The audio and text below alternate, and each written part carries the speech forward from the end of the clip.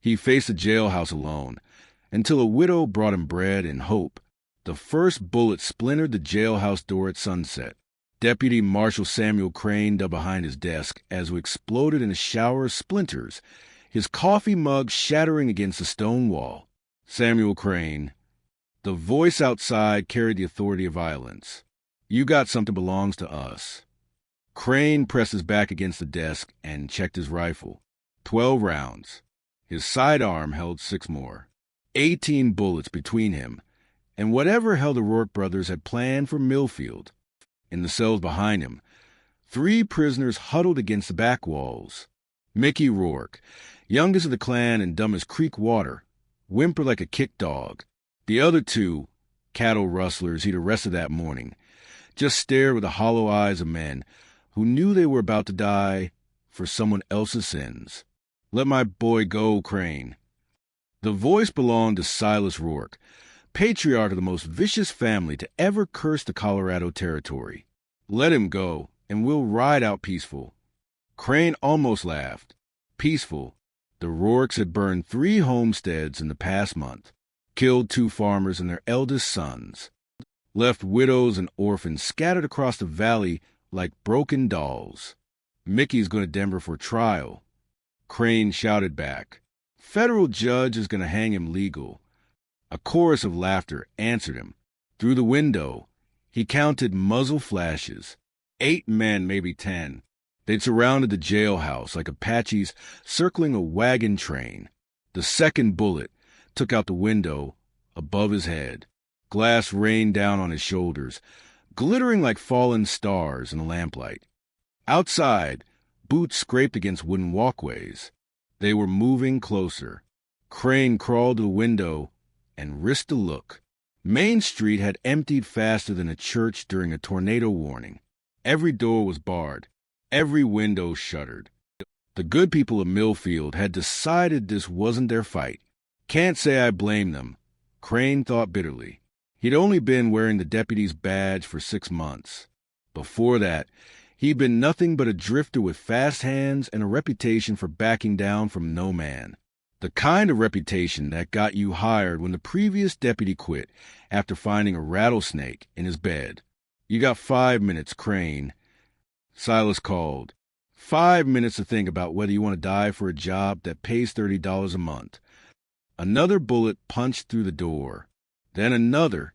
They weren't trying to kill him yet, just wearing down his nerves, making him think about the odds.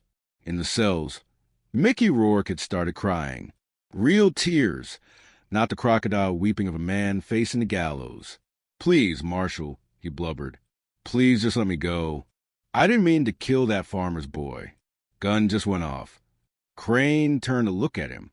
Mickey couldn't be more than 19, with soft hands and eyes like a spook coat. But those soft hands had put a bullet through 15-year-old Tommy Morrison's chest while the boy tried to protect his family's grain stores.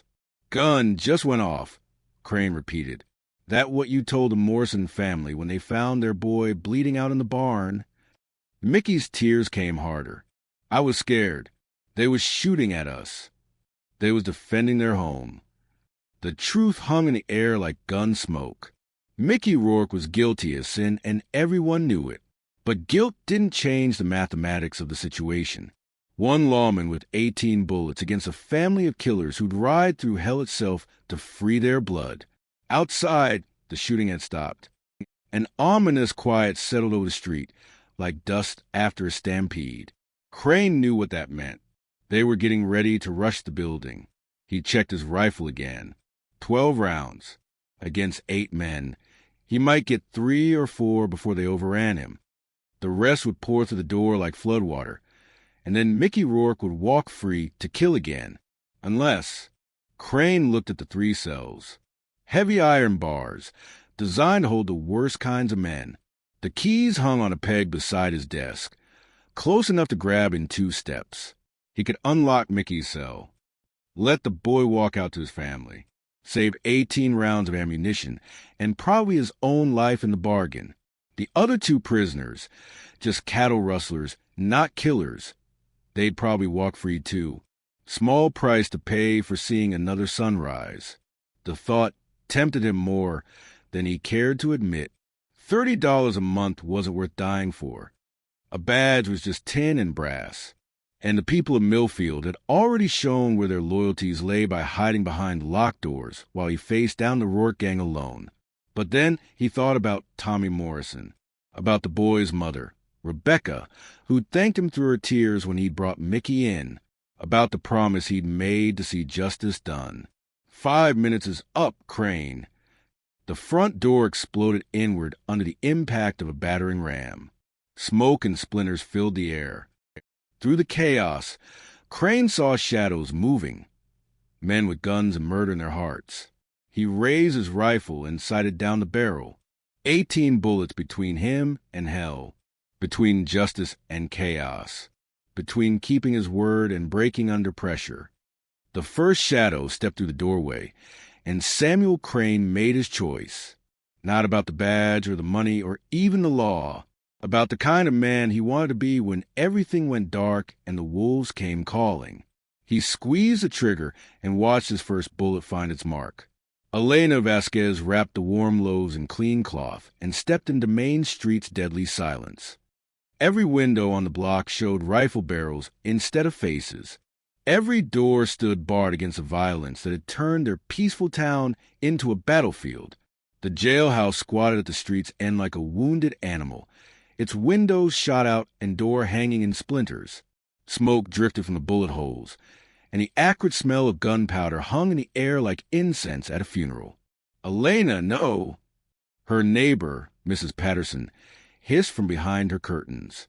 "They'll kill you just for being out there." Elena didn't answer. She'd stopped listening to fear 3 years ago, the day they'd brought her husband home draped over his horse with a bullet in his back.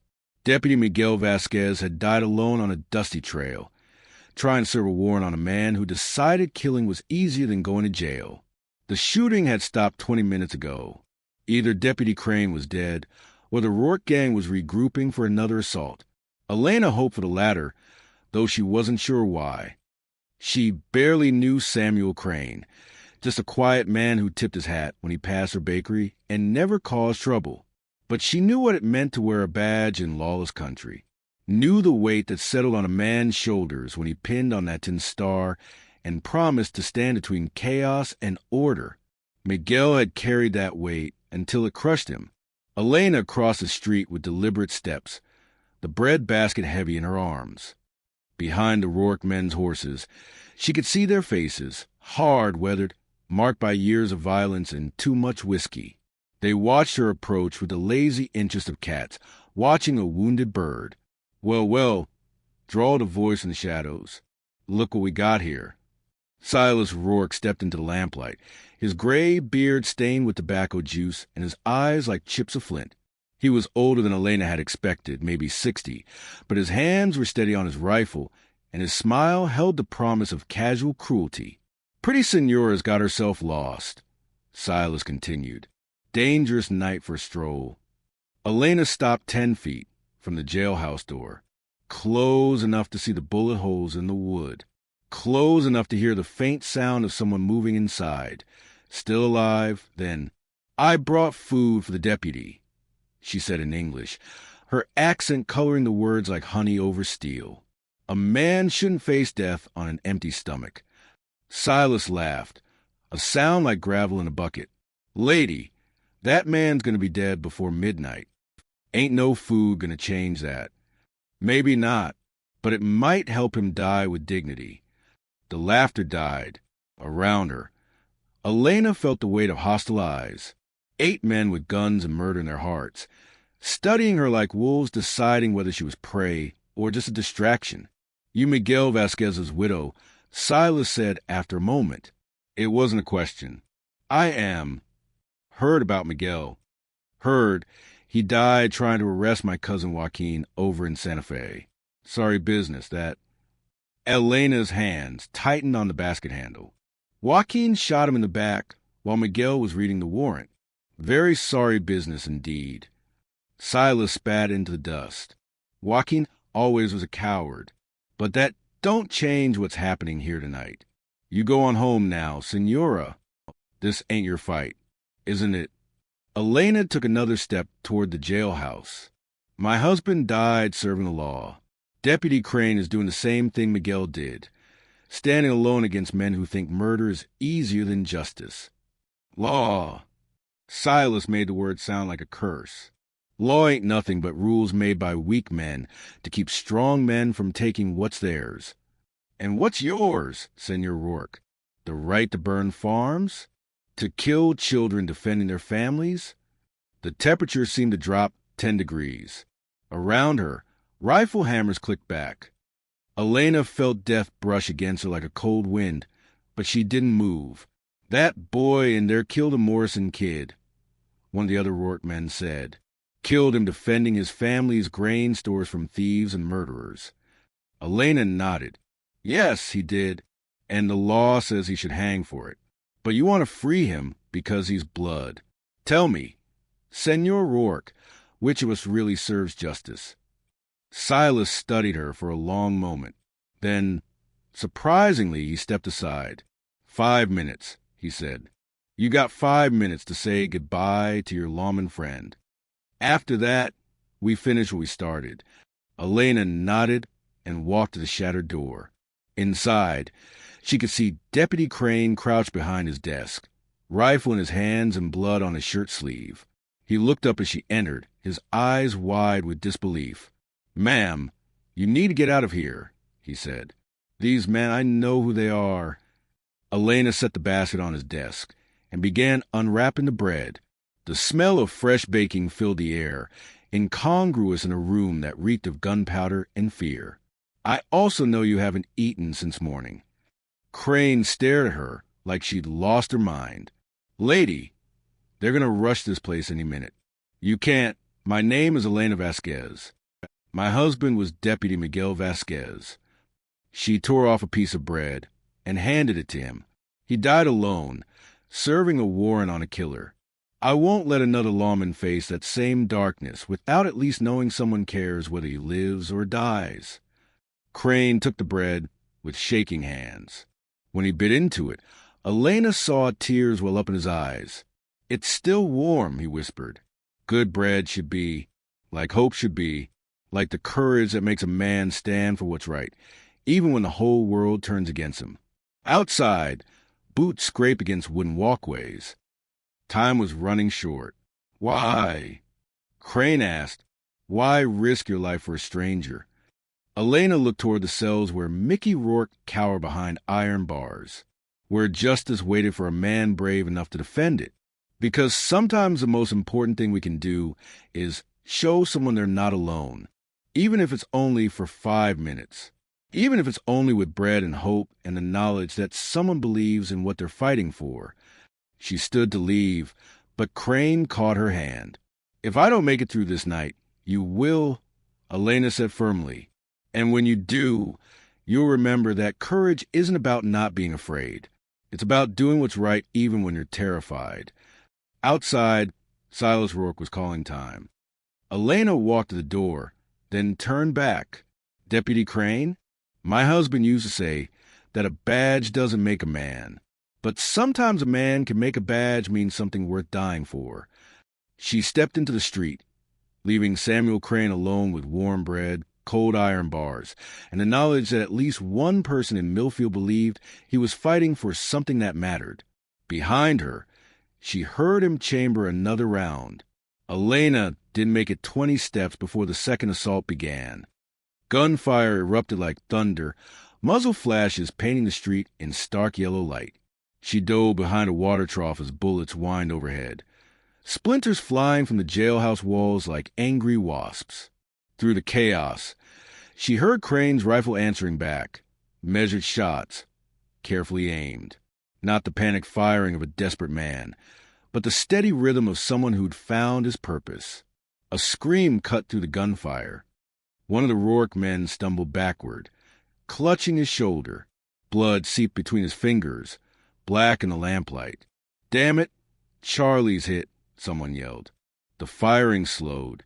Elena risked a look over the trough's rim and saw the gang pulling back, dragging their wounded companion toward the cover of the general store. But they left something behind. A burning torch that had rolled against the jailhouse wall, flames already licking at the dry wood. Fire! Elena shouted. The building's on fire. Inside the jailhouse, she could see Crane frantically stamping at the flames creeping up the wall. But he couldn't leave his position without exposing himself to the rifles aimed at every window. Elena made a decision that would have horrified her 3 years ago and somehow felt inevitable now. She grabbed the water bucket beside the trough and ran toward the burning building, zigzagging between shots that kicked up dirt at her feet. A bullet tugged at her skirt. Another shattered a window above her head. But somehow she reached the door and hurled water at the flames, steam hissing as they retreated. "What the hell are you doing?" Crane demanded as she ducked inside. "Saving your jail," Elena panted, pressing her back against the wall. "And probably getting us both killed." "This is insane. You need to." His words were cut off by another volley of shots. The remaining windows exploded inward, raining glass on the floor. In the cells, Mickey Rourke was sobbing openly while the two rustlers pressed themselves against the back walls. Elena looked around the small room. Bullet holes in every surface, blood on Crane's sleeve where a splinter had cut him, the acrid smell of smoke and gunpowder heavy in the air. This was where her husband had worked before taking that fatal ride to Santa Fe. This was the ground he'd sworn to defend. "How many bullets do you have left?" she asked. Crane checked his rifle. "Maybe 8. 6 in the pistol." "Against how many men?" "7 now. Maybe 6, depending on how bad that shoulder wound is." Elena nodded, calculating odds that would have made a gambler weep. "Tell me about Tommy Morrison." Crane looked at her strangely. "What?" "The boy Mickey killed. Tell me about him." "I don't see how that matters now." "It matters because that's why you're here. Not for the badge or the pay. For Tommy Morrison and his family." Crane was quiet for a moment, listening to the voices outside as the gang regrouped. Kid was 15, wanted to be a teacher, his mother said, had books ordered from Denver, was teaching himself Latin and mathematics. His voice grew rough. Mickey shot him for defending $20 worth of grain. $20. Elena thought her own son, buried 3 years ago beside his father. Carlos would have been 17 now. Might have wanted to be a teacher, too. My Miguel used to say that every life a lawman saves justifies all the ones he can't. She looked toward the cells. "How many lives do you think Mickey Rourke will take if he walks out of here free?" "Too many." Another voice called from outside. Silas again, but strained now, angry. "Crane, you killed my nephew. This ain't about Mickey no more." Elena felt something cold settle in her stomach. The mathematics had changed. This was no longer about freeing a prisoner. This had become about revenge. "They won't stop now," she said quietly, "even if he gave them Mickey." Crane nodded grimly. "Probably not. So what do we do?" He looked at her with something like wonder. I brought you bread, deputy. That makes me invested in seeing you live long enough to eat it." Despite everything, Crane almost smiled. "Your husband was lucky to have you." "My husband was stubborn and brave and foolish, just like every other man who pins on a badge and thinks he can hold back the darkness with 6 bullets and good intentions." Elena moved to the window, peering out at the shadows where the gang waited. But he was also right about one thing. "What's that?" "Sometimes the fight isn't about winning. Sometimes it's just about making sure the other side pays a price for their choices." A new sound drifted through the night, distant but unmistakable. Hoofbeats. Multiple riders approaching from the north, moving fast. Crane tilted his head, listening. "That's not more Rourke's." Elena felt hope flicker in her chest. "How can you tell?"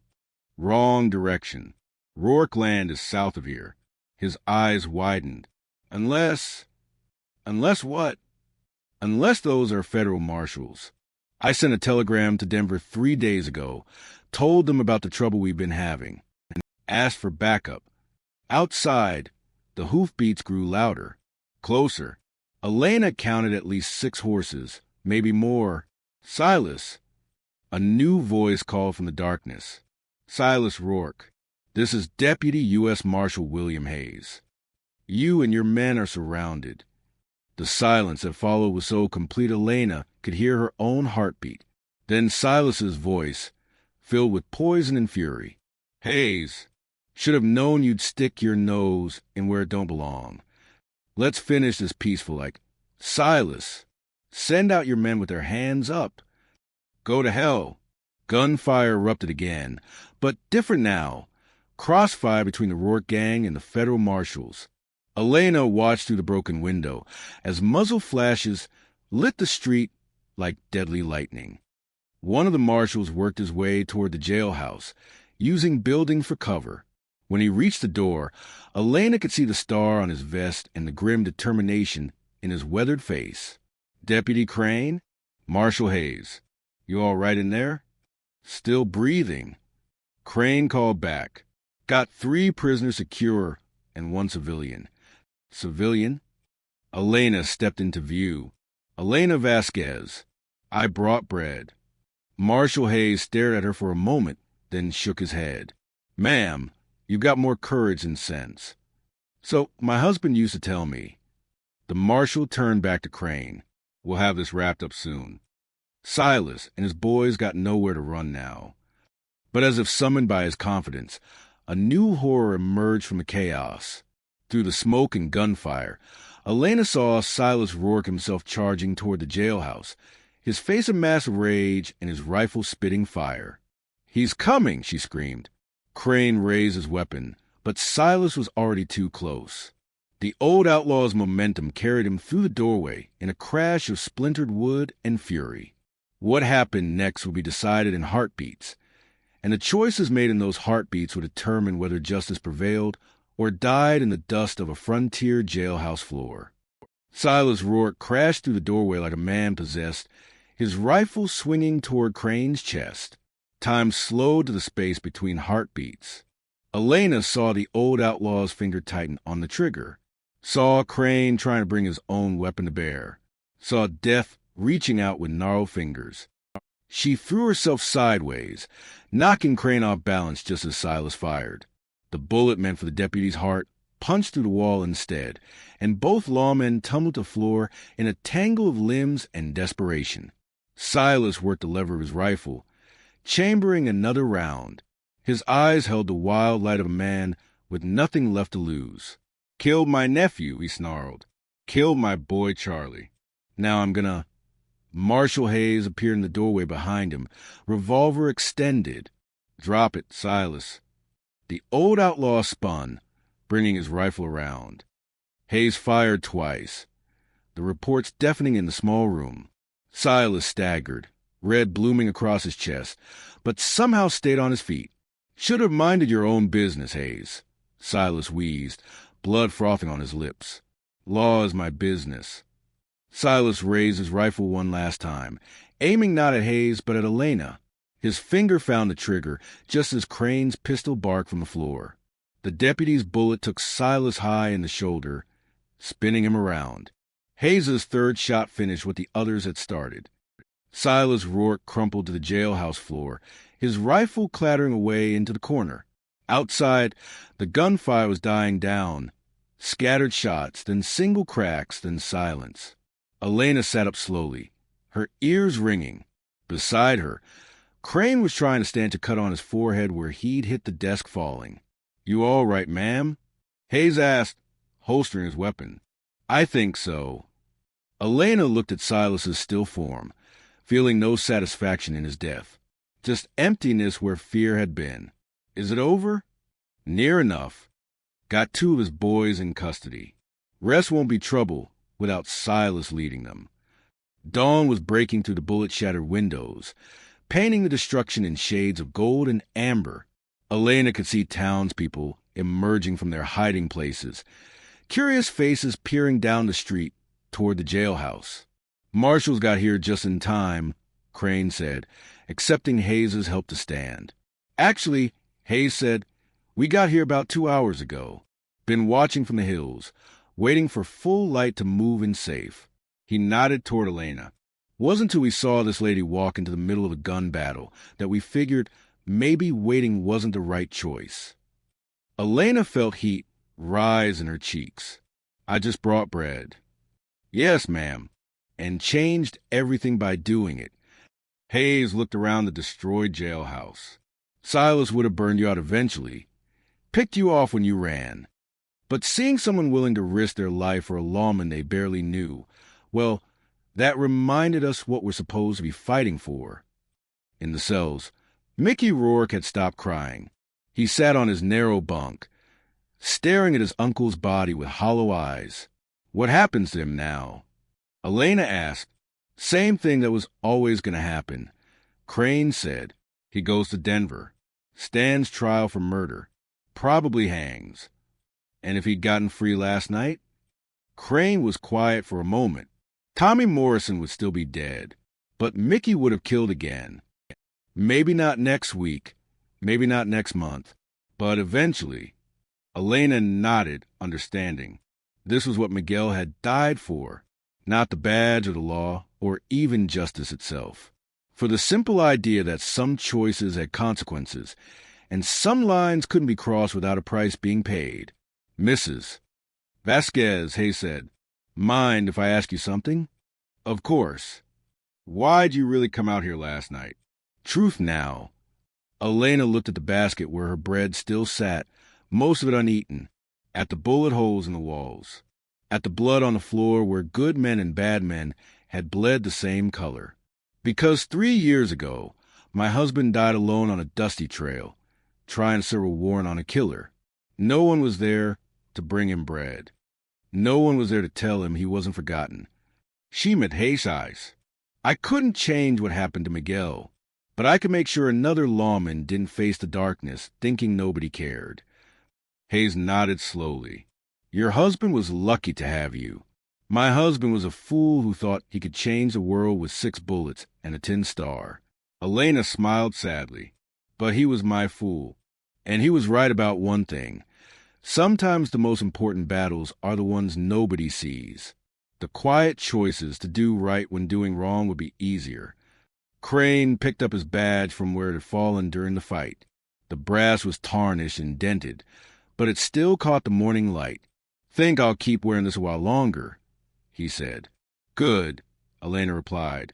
Tommy Morrison's family deserves to know his death meant something. That justice doesn't always come easy, but it comes. Outside, the town was waking up to a world where the Rourke gang was finished and the law had held its ground. Children would play in streets that were safer. Families would sleep without fear. And somewhere in Denver, a federal judge would decide whether Mickey Rourke lived or died for putting a bullet through a 15-year-old boy's heart. Elena gathered her basket and walked toward the door. Behind her, she heard Hayes and Crane discussing prisoners and paperwork and all the mundane details that followed violence like sunrise after storm. Mrs. Vasquez, Crane called. She turned back. Thank you. For the bread. For everything. Elena nodded. Deputy Crane, when you write your report about last night, remember to mention that courage isn't about not being afraid. It's about doing what's right even when you're terrified. She stepped into the morning light, leaving Samuel Crane standing among the wreckage with his dented badge and his hard-won understanding that sometimes the difference between justice and chaos comes down to one person willing to stand in the gap. The bread in her basket was still warm. Like hope, like the faith that makes ordinary people do extraordinary things when the darkness presses close and someone needs to light a candle against the night.